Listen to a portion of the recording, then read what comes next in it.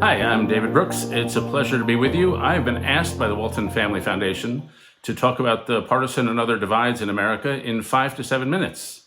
I'm not sure I can list all those divides in 5 to 7 minutes, but I'll give it a shot.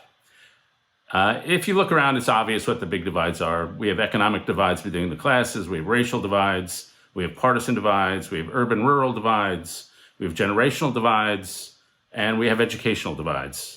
And I'm mostly focused on that latter one these days. We have a situation in which upper middle class parents are just investing massively in their children, widening the test scores between their kids and everybody else in society. Then they send those kids to a few colleges. A survey of the top 38 schools found that there were more kids from the top 1% of society than in the bottom 60% of society. And then those graduates go to the same 7 or 8 cities, New York, San Francisco, Los Angeles. Half the venture capital in the world goes to only 5 cities. And so these metro areas are now filled with college educated people, pushing out everybody else and booming while the rest of the country lags behind. And what you get is an inequality of respect. A lot of people who are not part of these metro areas feel that the educated people don't respect them, look down upon them, condescend to them. And the way they take it out on them is through politics. It's the only sector of society the highly educated people don't control. And so you get these populist surges, which are nominally about politics, but it's really about respect. And politics becomes not just about foreign policy and tax policy, it's over whose group gets disgraced and whose group gets admired. And that's one of the reasons our politics has gotten so poisonous. It's not about policy anymore, it's not intellectual, it's status and recognition. And in that circumstance, compromise becomes compromise with your own dignity. And so we are just a society torn apart in many different ways. We could survive that tearing apart if we had a sense of mutual camaraderie and if we had a sense of mutual distrust. We do not have that sense of trust. And I want to talk to you today about the mental attitude that really inflames our divides. The diversity is going to be there. The divides can be fixed and can be reduced.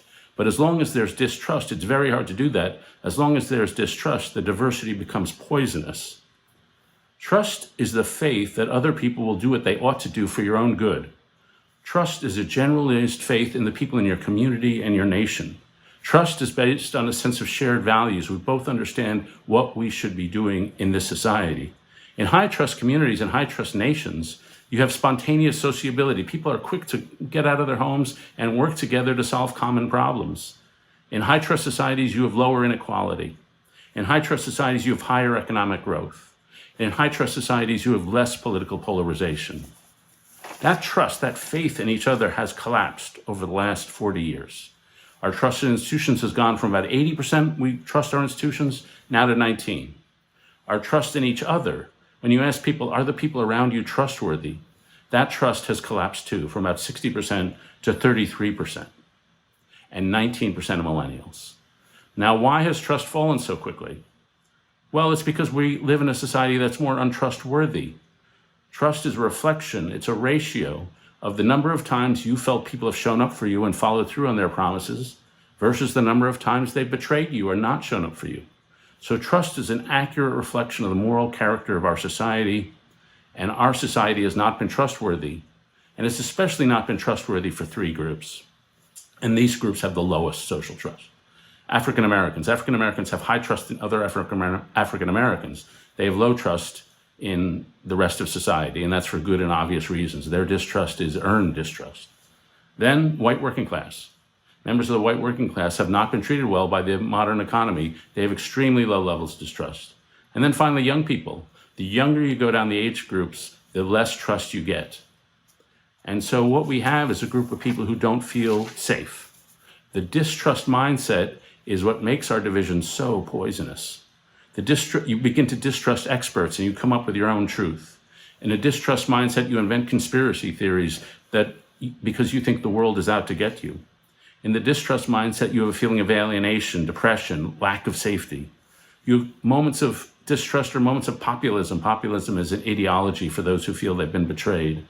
Moments of distrust, you get nativism. You get this fear of the other. And so we have these mental and cultural chemicals flowing through the country right now.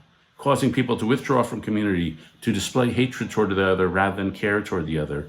And so you get this distrust doom loop. You get disparities and you get division. That fuels distrust. That fuels more disparity, more division. These cycles are just reinforcing. And so to me, the crucial question as we think about our divisions is not how we build bridges as much. That's hard to do. But the fundamental problem is distrust. How do we rebuild trust so people feel the people around them are trustworthy? I think a little of that is top down.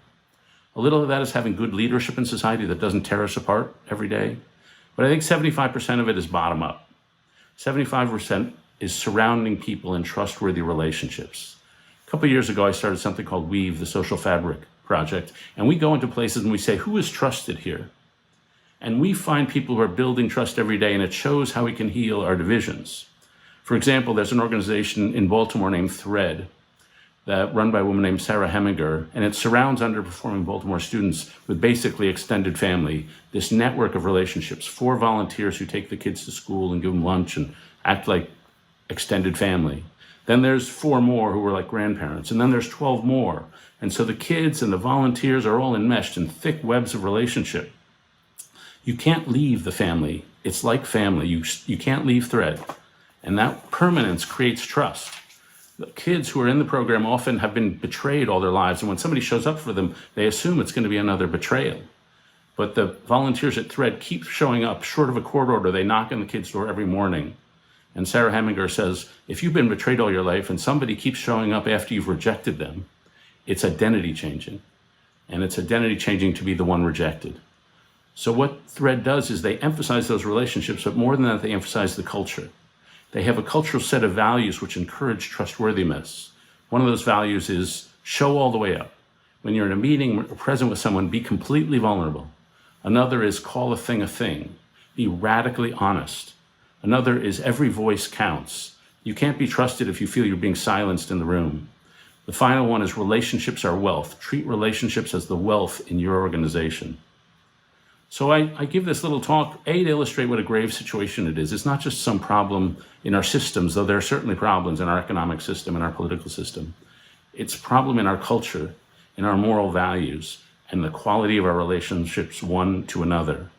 And so as we think about how to go forward, we do have to fix our systems. We have to fix our economic system so it's more equitable, our racial system so there's less disparity and less injustice. But we also have to think in the softer terms. We have to think about what values our organizations are bringing to people around them, and it has to be at the bottom up. It has to be the nitty-gritty of me seeing you and you seeing me, and each of us feeling seen, heard, understood, and valued. Thanks for your attention.